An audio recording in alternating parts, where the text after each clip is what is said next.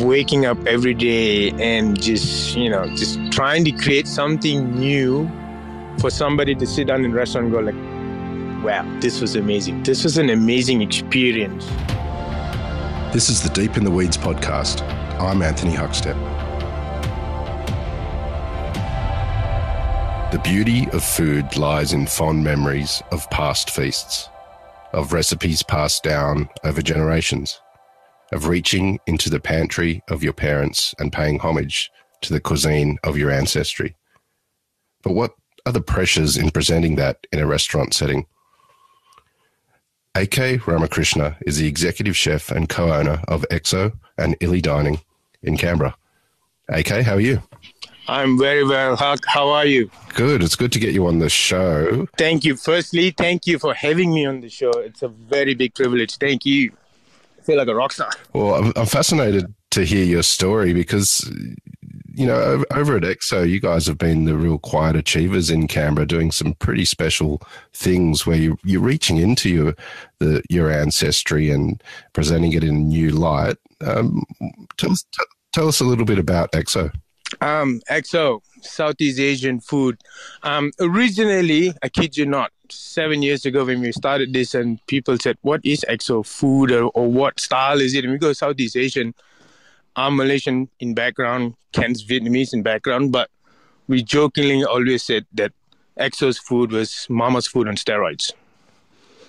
And people were laughing, go like, what do you mean by that? And it's like, how do you take mama's food that was put on that table into a dining scene table in Australia?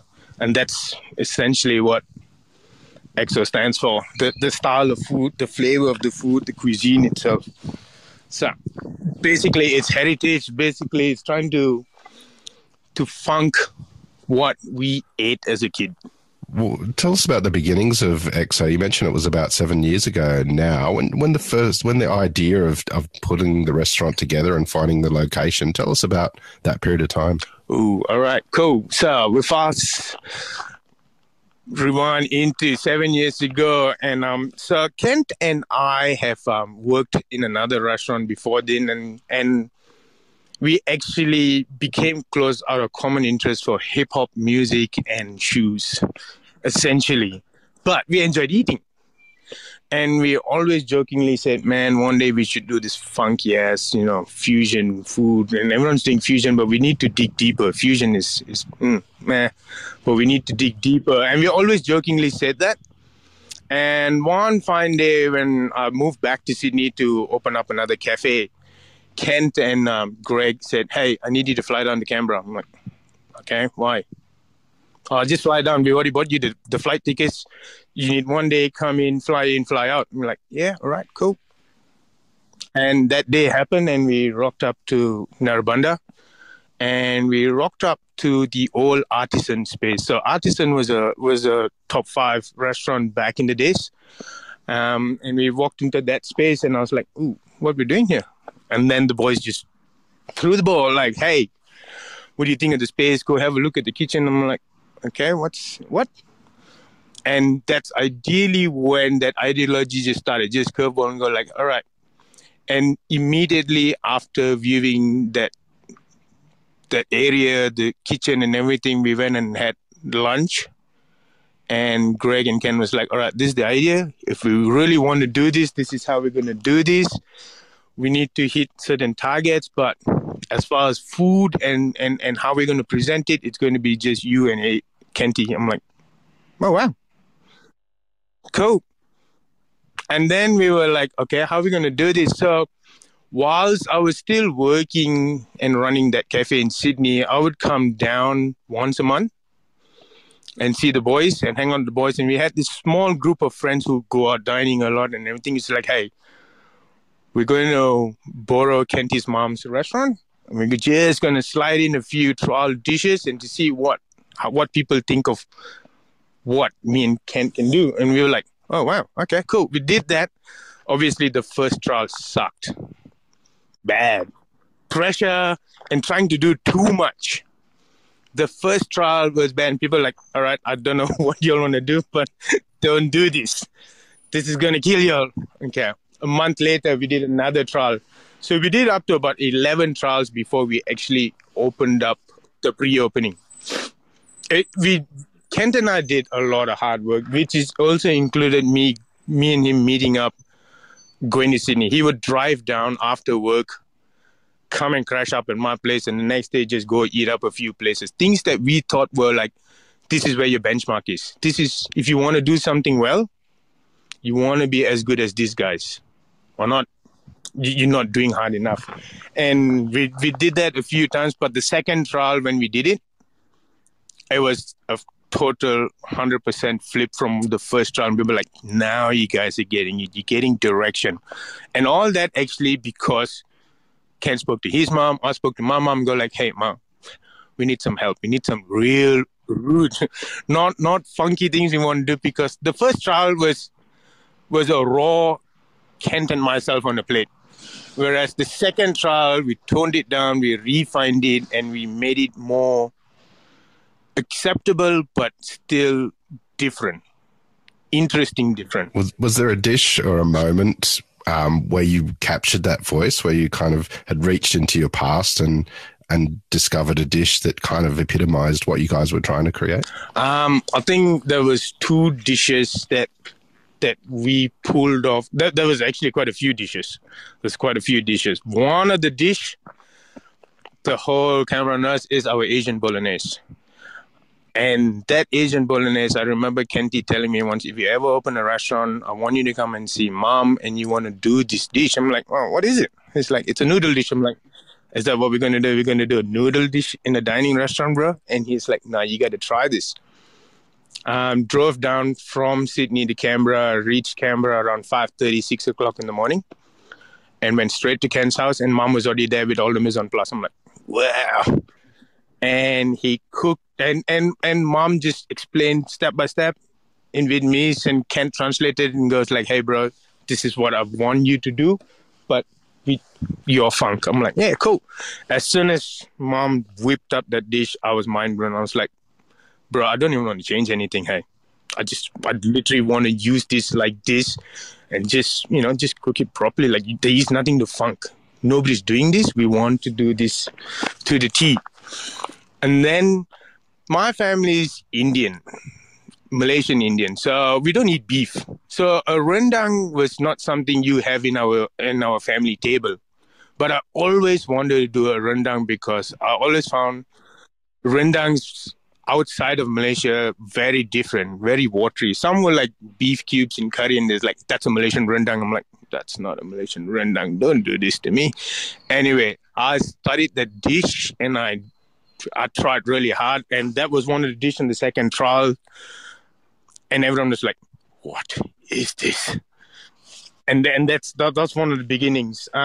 There's a very classic Vietnamese dish that reminds Kenty of home and Vietnam and family, and it's called a Viet Tim. It's actually like a roast duck dish in a herbal broth with lots of mushrooms and spices. And he goes like, bro, if you can ever nail this dish, it'll be good. So how would you nail a very simple dish? We extracted the broth properly, but with the duck, I confit the duck. We slow cook the more Asian mushrooms, and it was just a more prettier plate than what you'd have in a Vietnamese house. And I hope Ken won't kill me for this, but Ken started getting teary when he tried that first dish. He goes like, bro, how did you do it? It's like Mom's, but elevated. And that's when Greg, Ken, and me knew we were like, hey, we onto something if we don't go overboard and over silly. Like, it has to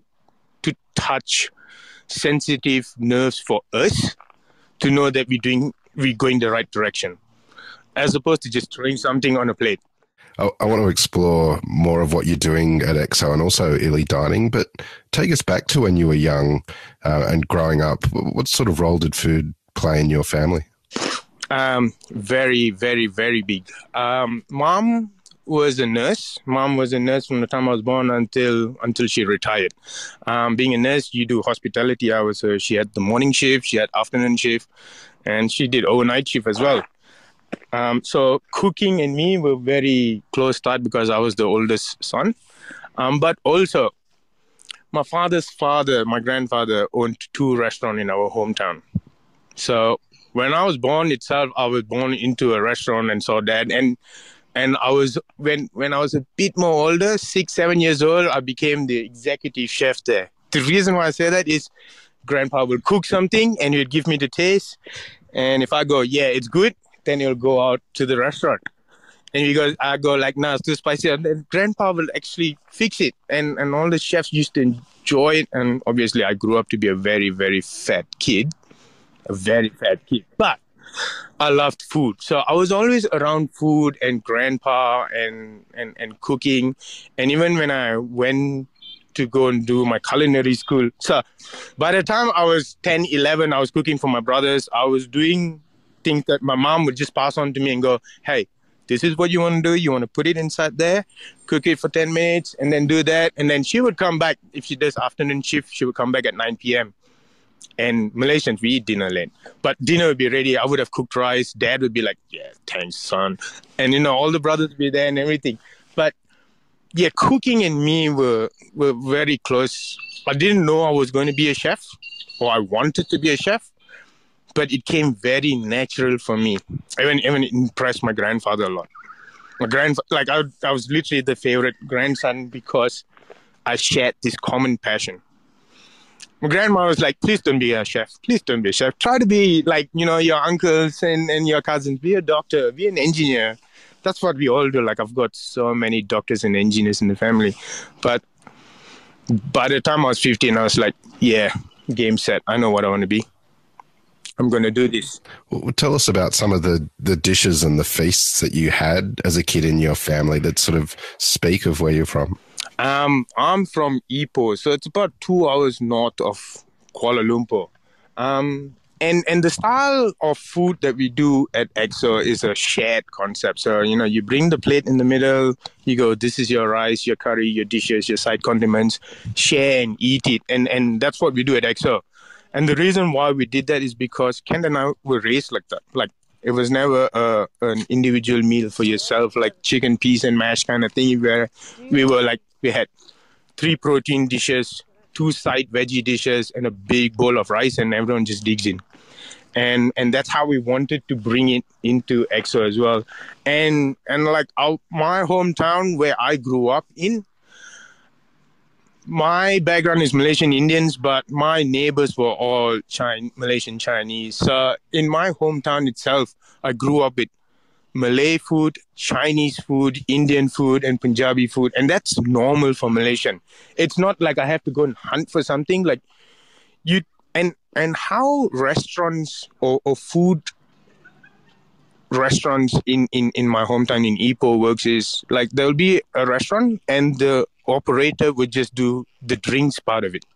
That's all he does. He just does drinks, but you'd have about 10 or 12 small stalls parked outside of his shops that serve the food.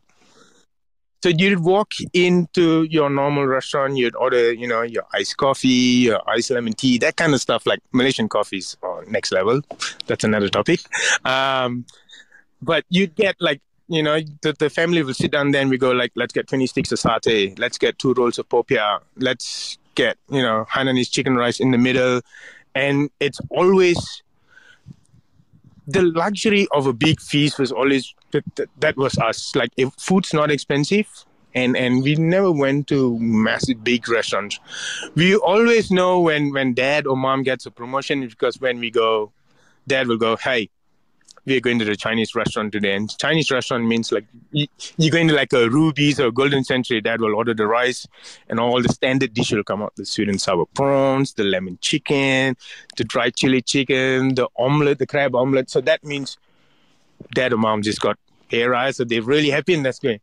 But on a normal scale dinner, that's what we do. They always hawker roadside food. And even mom's style of cooking, at home, it has to be a celebration where she goes and cooks like traditional South Indian food. That's when she would bring out the big guns and the pressure cooker, the big steamers would come on and be like, oh, mom's going to cook. Mom's got a feast coming. But if it's a regular daily thing that we have at home, it's a very simple stir fry and the Cantonese style of cooking.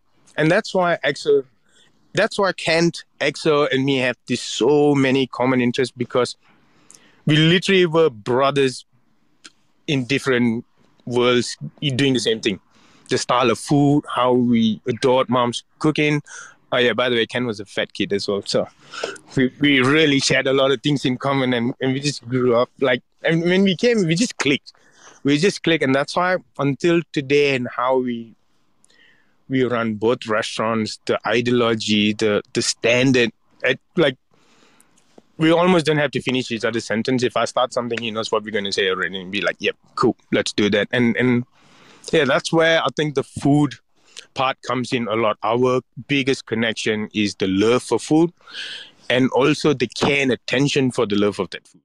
What's been the biggest influences on you as you were building your career, the sort of venues you worked at and the people you worked with?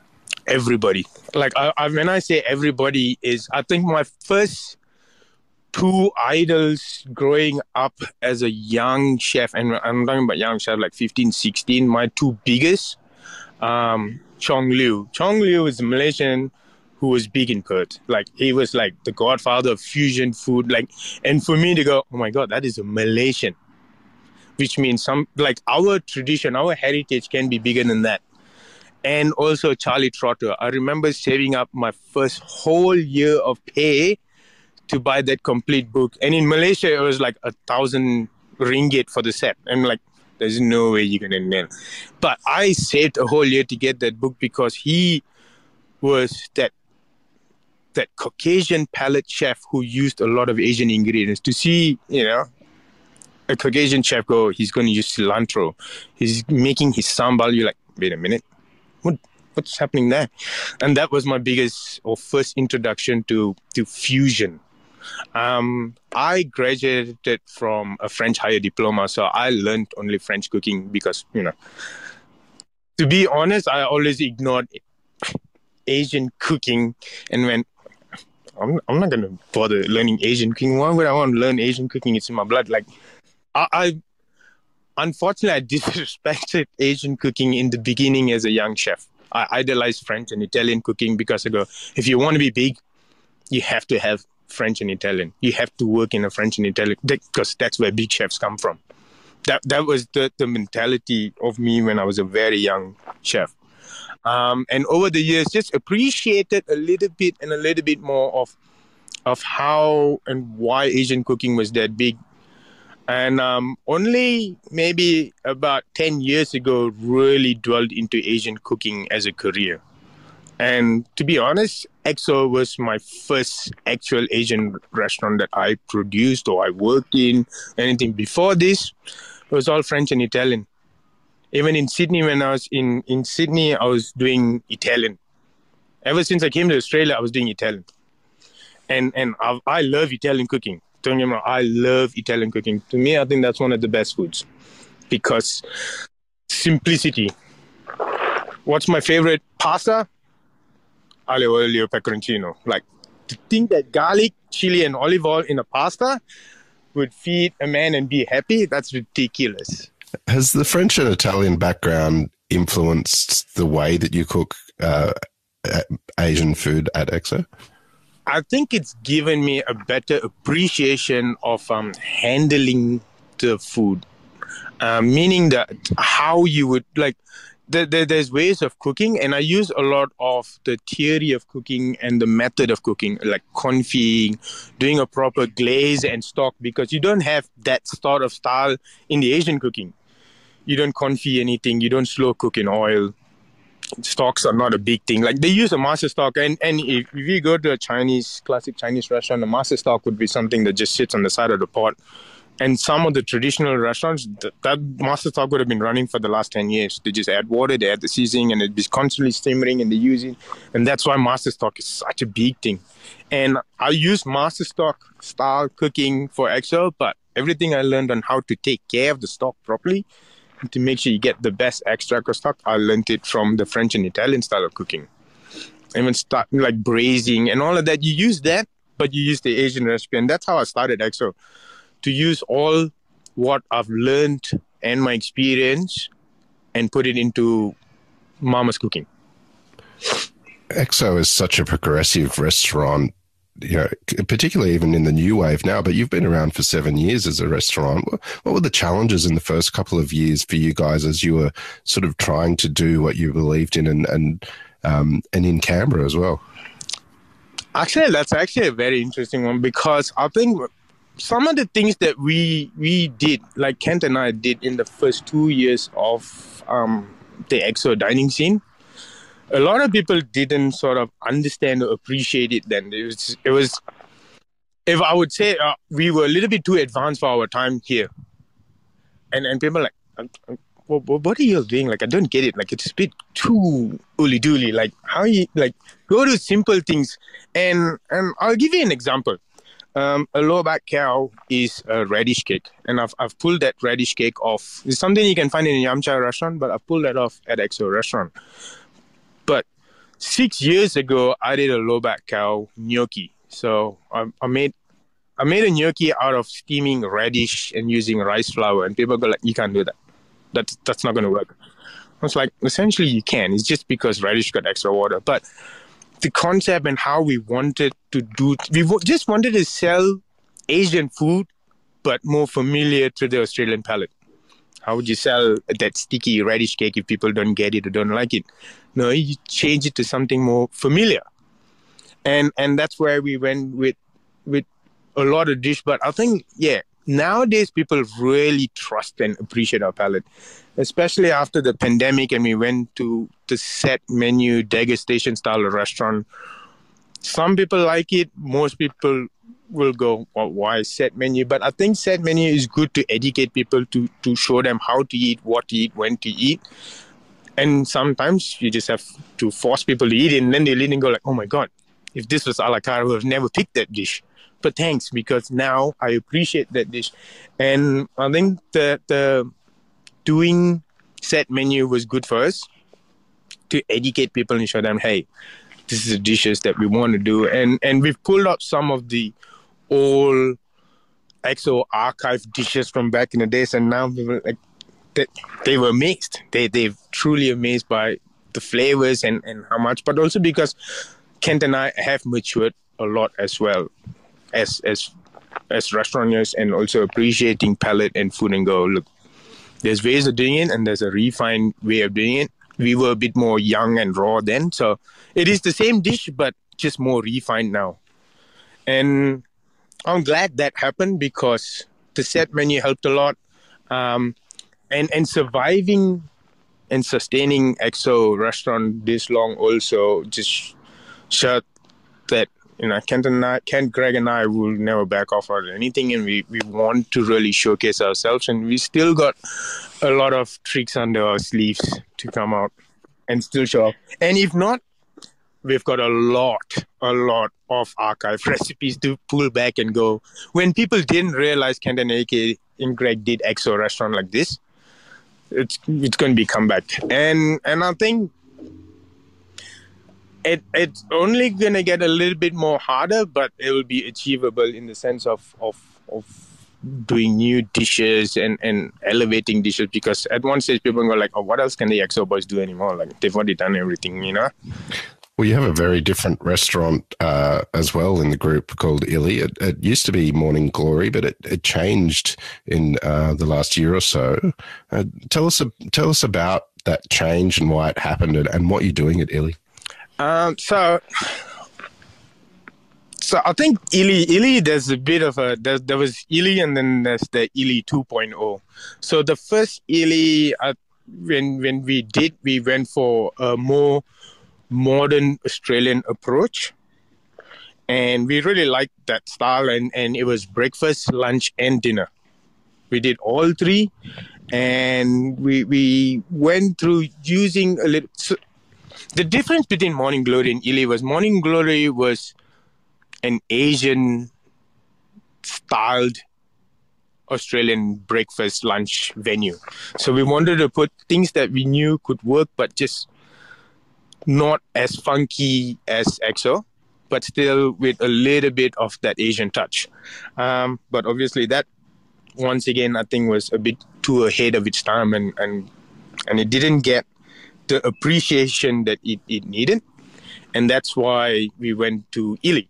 One, we also like that Ily name. And if we were going to concentrate on a little bit more of dinner, it would be hard to go to a dinner restaurant called Morning Glory. So that part, the name changed a little bit, the colors changed a little bit. We went a little bit more lovey-dovey, dark pink and maroon, and we went for Ily. So you had that connotation of XOXO and Ily, I love you. Ily version 1, like I said, was a very modern Australian approach, and it was really, really accepted. But I think that's when the beginning of the first pandemic and also the second pandemic didn't help it sustain itself. Like the first pandemic just crushed it.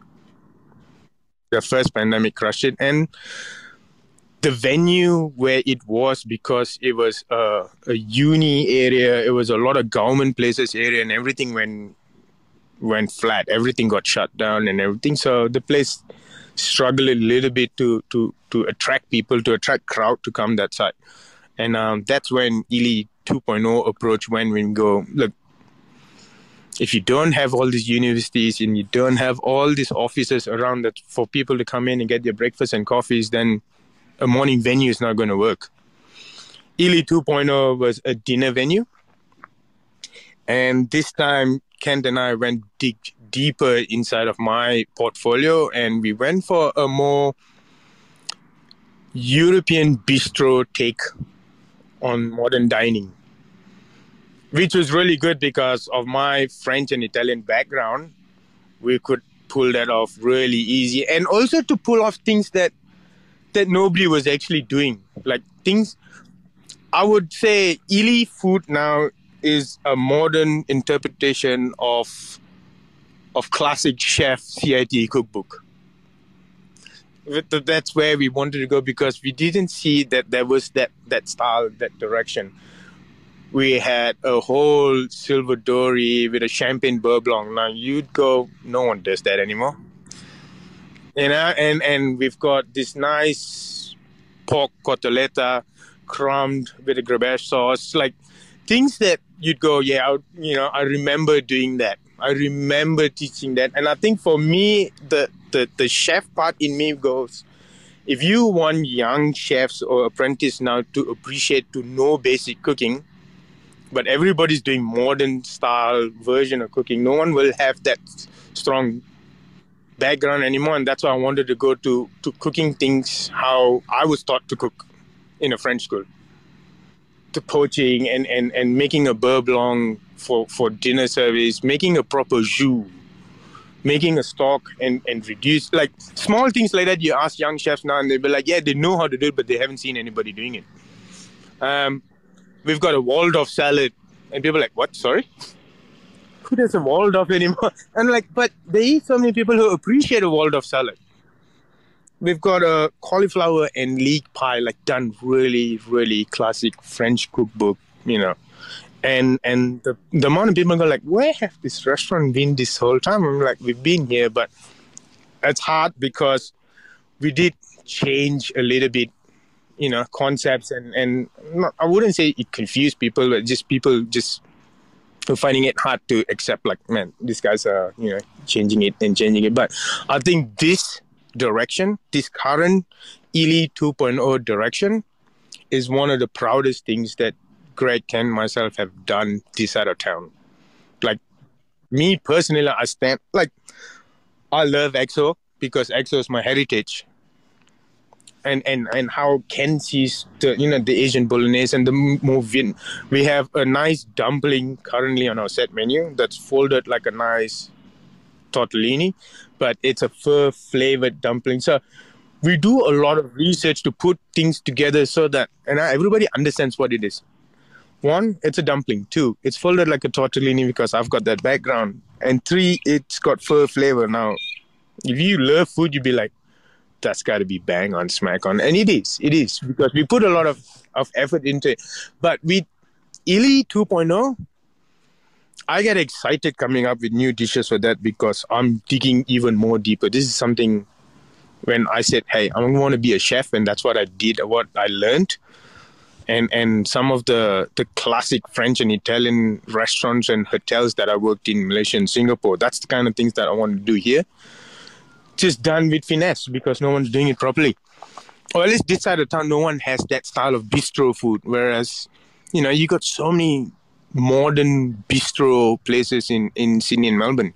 And I think that's where we wanted to go with that style of food to get that niche of that older crowd, the new young crowd who loves that dining scene, and just to introduce that style of food that sort of got forgotten a little bit.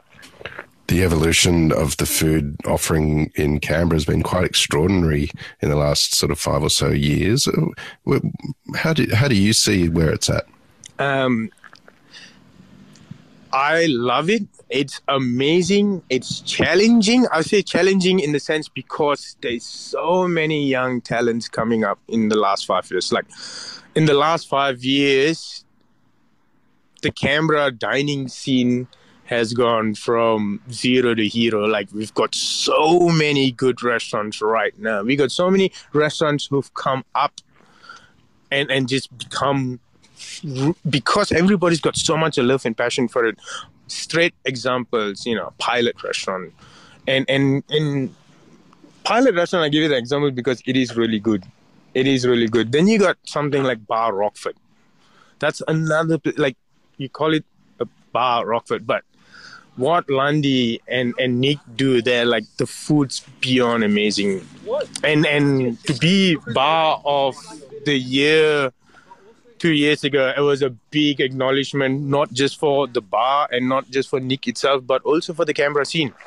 A lot of restaurants now, like Pilot is like known to be like one of the best restaurants in the country. And that's all Canberra restaurants. And that's all new restaurants that have just come up. And that's why I say I love it. It's challenging because it keeps me on my toes. It keeps Kenty and us really alert because you don't want to be the old boys. And then you take examples of old boys and you look at people like the Tromboli brothers and Italian and Sons, and they've been there for a while and they're evolving. And then you've got, one of my greatest idols, Ben Willis and Aubergine, and he's evolved from classic fine dining to such a modern style cooking. And that's why I'm very, very proud for the Canberra dining scene this side. And I'm even more happy to see what's going to come up. All these new young guns is going to come up and bring more funky things this side of town. You've created some amazing experiences in Canberra and continue to do that. What do you love about what you do? Waking up every day and just trying to create something new for somebody to sit down in a restaurant and go like, wow, this was amazing. This was an amazing experience. And I think for me, also very important is the crew that I work with. It's very important to have the crew that you work with are not your colleagues. They're essentially your family. I see my crew that I work with in both restaurants more than I see my wife sometimes. So it's very important. Like that's all the stuff that keep me important. Like these guys wanting to strive with Kent and myself and go like, hey man, we really can make this big. We want like the crew that comes up and gets up every morning as well and going like, yeah man, we're gonna kick ass today.